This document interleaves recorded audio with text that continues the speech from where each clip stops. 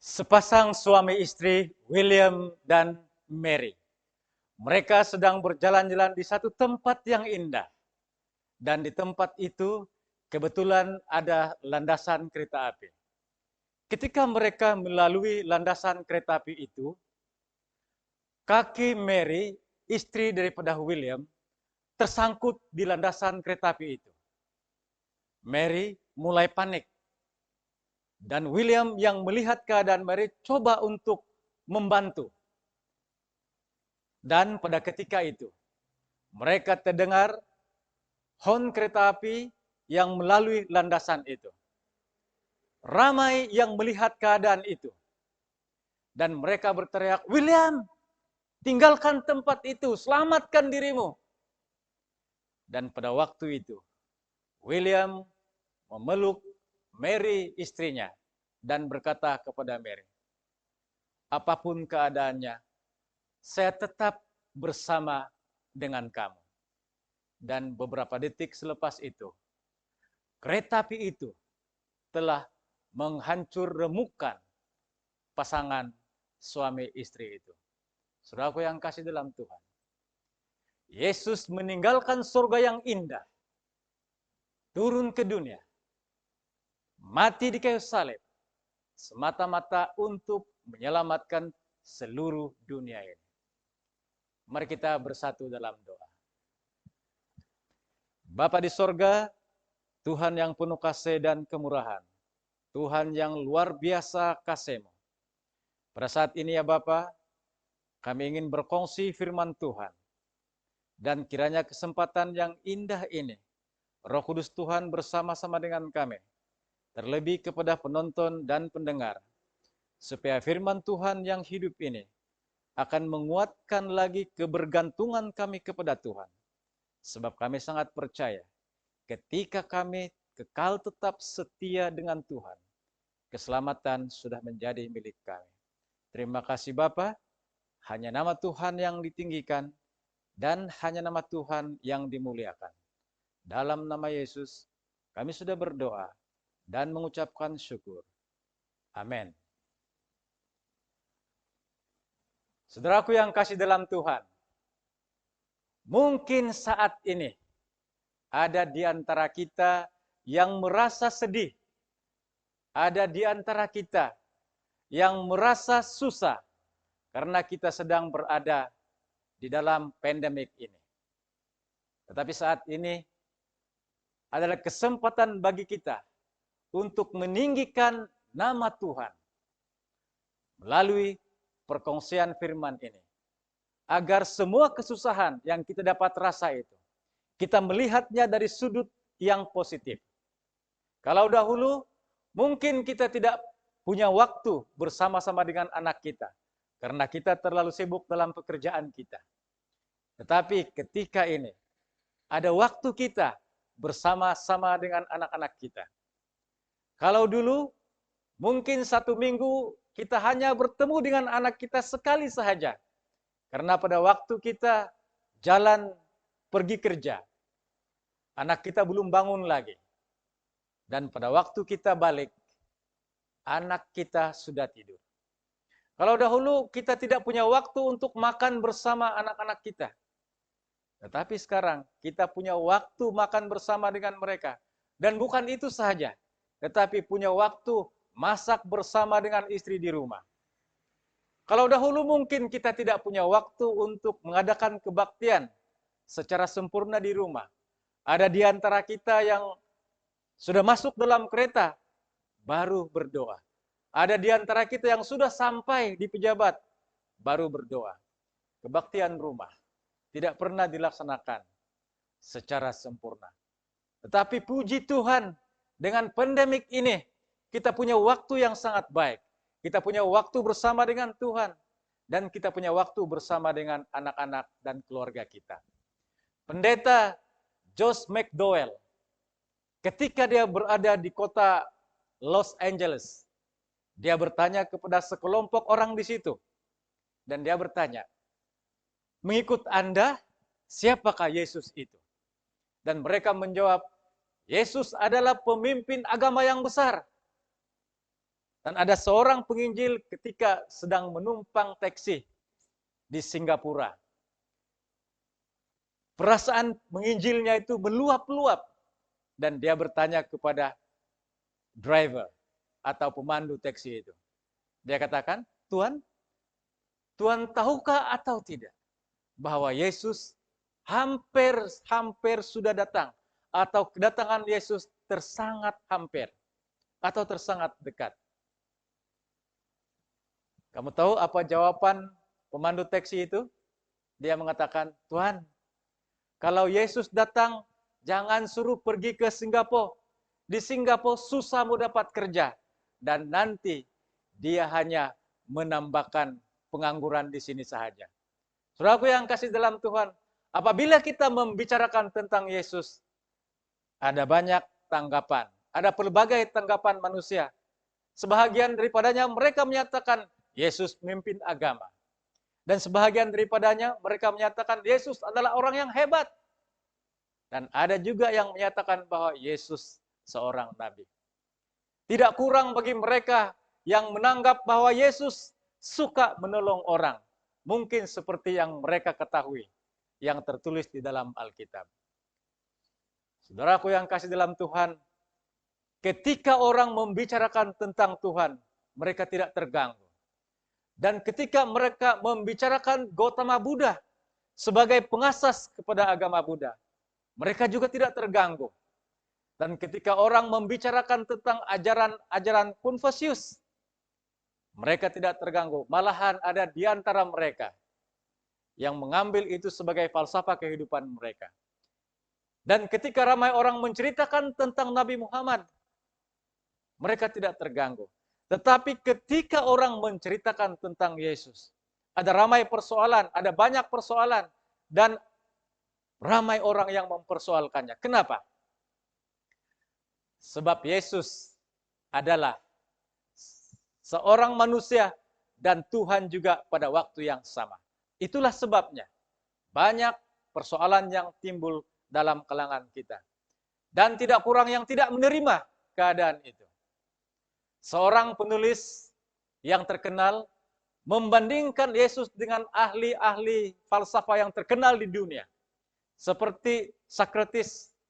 Dia mengajar dan mengindoktrinasi ajarannya selama 40 tahun.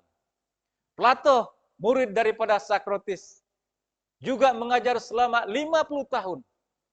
Dan Aristoteles mengajar selama 40 tahun.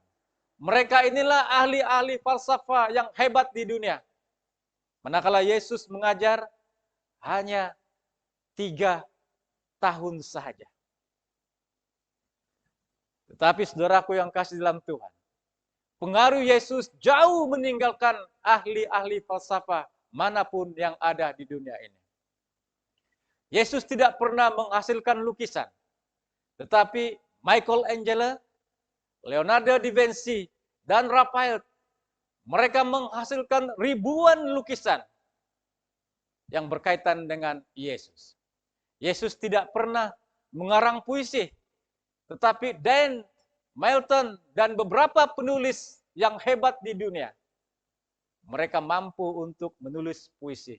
Begitu banyak sekali.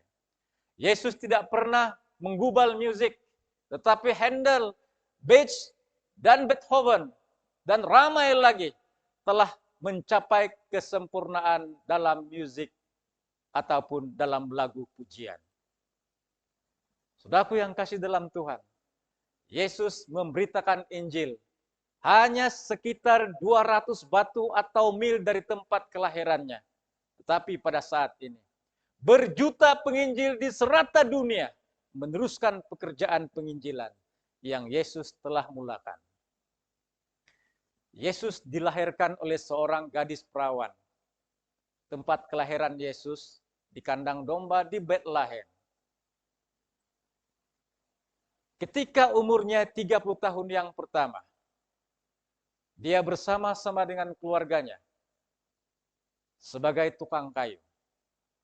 Dan ketika Yesus telah dibaptis, dia memulakan pekerjaan penginjilan atau khotbahnya di dalam lingkungannya. Yesus tidak pernah menulis buku, tetapi ribuan naskah buku yang telah diterbitkan berkaitan dengan Yesus.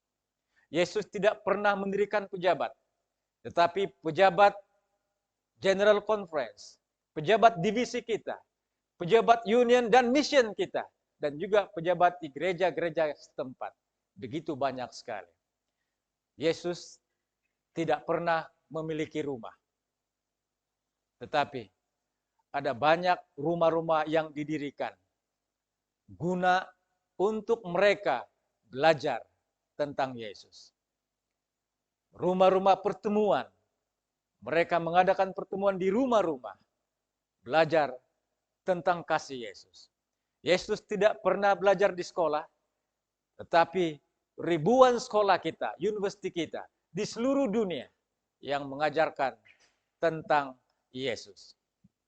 Namun, jika semua ahli politik yang terpilih, semua raja-raja yang pernah berkuasa, dikumpulkan bersama-sama dengan Yesus, tidak ada satupun yang setanding dengan pengaruh Yesus. Saudaraku yang kasih dalam Tuhan, selesai perjamuan pada malam itu, Yesus telah ditangkap oleh tentara-tentara Roma. Dia diadili dengan tidak adil, dan dia dijatuhkan hukuman. Yesus disalibkan.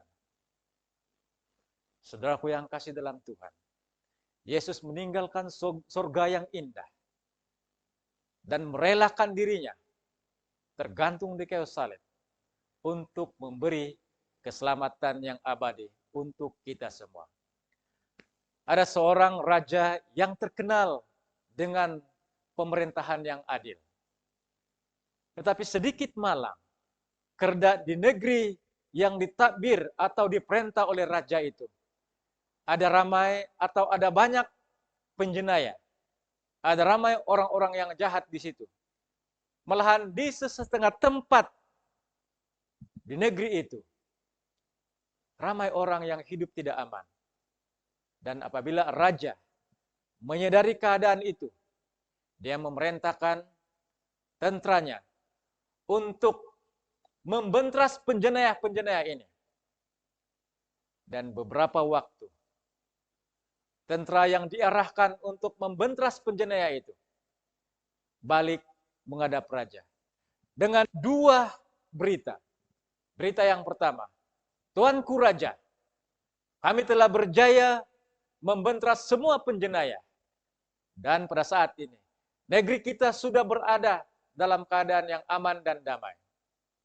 Berita yang kedua, Tuanku Raja, kami telah berjaya menangkap ketua daripada penjenayah itu. Dan ketua penjenayah itu adalah ibu kepada raja itu sendiri. Raja tersentak. Dia mengingati suatu ketika pada waktu dia masih kecil dan pada waktu ayahanda raja masih lagi memerintah, ibunya meninggalkan istana. Dan selama itu dia menjadi ketua kepada gangster-gangster dan menjadi ketua kepada penjenayah-penjenayah di negeri yang diperintah oleh anaknya. Dan ketua daripada tentara itu berbisik kepada raja. Katanya, Raja, apakah engkau mau kami bebaskan ibumu? Raja katakan, tidak. Jam 10 besok, laksanakan hukuman kepada ibu saya. Sama seperti penjenayah yang lain, disebat atau dirotan. Dan keesokan harinya, raja di satu tempat yang lebih tinggi. Dan di situ tanah lapang. Dan ramai orang yang menyaksikan. Ibu raja telah diikat dan siap untuk menjalani hukuman. Dan pada waktu itu, raja mulai menangis. Dan ketika mendekatnya hukuman itu, raja semakin kuat menangis. Dan sekali lagi, ketua daripada yang menguruskan hukuman itu, berbisik kepada raja. Raja, apakah engkau mau kami lepaskan ibumu? Dan raja menggeleng kepala. Dan pada waktu itu, raja menuju ke tempat penghukuman ibunya. Dan dia mengatakan, bebaskan ibu saya. Tetapi ada seorang yang harus menggantikannya. Dan pada saat itu raja menanggalkan jubah kebesarannya. Dan dia mengikat dirinya di tempat penghukuman itu. Dan mengarahkan orang yang dia menahkan untuk menghukum, laksanakan hukuman. Saudaraku yang kasih dalam Tuhan, pada saat itu raja dihukum. Dan seperti juga penjina yang lain, hampir-hampir mati, darah bertitesan. Dan pada saat itu raja dilepaskan. Ibu raja menangis dan memeluk raja. Dan raja tersenyum pada waktu itu. Ibu, saya melakukan ini karena saya begitu mengasihi dan mencintai ibu. Dalam Roma 5 ayat 8. Akan tetapi Allah menunjukkan kasih-Nya kepada kita oleh karena Kristus telah mati untuk kita ketika kita masih berdosa. Saudaraku yang terkasih, Yesus tidak menunggu sehingga kita tidak ada dosa. Yesus tidak menunggu sehingga semua kita bertobat. Tetapi ketika kita berdosa, Yesus menunjukkan kasih setia-Nya dengan merelakan dirinya tergantung di kayu salib. Saudaraku yang terkasih, kita sudah diselamatkan melalui kematian Yesus. Kita yang layak mati pada waktu itu, Yesus menggantikan kita. Apakah kita masih mau menjauhkan diri kita daripada Yesus yang merupakan sumber keselamatan kita? Atau apakah kita masih lagi mengeraskan hati kita untuk tidak mencari Tuhan? Saat ini, kita sudah berada di akhir daripada akhir zaman. Ayo, saudaraku, mari kita bersungguh-sungguh mencari Tuhan. Sekarang bukan waktunya untuk kita berseronok. Bukan sekarang ini waktunya untuk kita mencari harta kekayaan dunia ini. Tetapi sekarang adalah waktunya untuk menyahut panggilan Tuhan. Sekarang adalah waktunya untuk kita meluangkan banyak waktu bersama dengan Tuhan. Secara pribadi saya, pandemik ini memberitahukan kepada kita bahwa saat ini kedatangan Tuhan tersangat hampir. Tuhan tidak mau ada satupun di antara kita yang tertinggal di dunia ini. Jangan kita menganggap Yesus lewat datang ke dunia. Yesus lambat datang ke dunia. Sebenarnya Tuhan mau memberi kesempatan dan peluang untuk kita bertobat. Saudaraku yang kasih dalam Tuhan, marilah kita bimbing bersama-sama keluarga kita, anak-anak kita, dan juga saudara-saudara kita, supaya kita memberi waktu yang lebih banyak, berserah kepada Tuhan, tetap setia apapun cabaran pada waktu ini. Tuhan memberkati. Mari kita tunduk kepala dan kita bersatu dalam doa. Terima kasih Bapa. Firman Tuhan yang singkat yang telah kami kongsikan. Saya mohon Tuhan memberkatinya. Agar semua ini menguatkan kami untuk terus dapat bergantung penuh kepada Tuhan. Berpaut kepada Tuhan. Dan apapun cabaran, Tuhan tidak pernah meninggalkan kami. Terima kasih Bapa. Hanya nama Tuhan yang ditinggikan.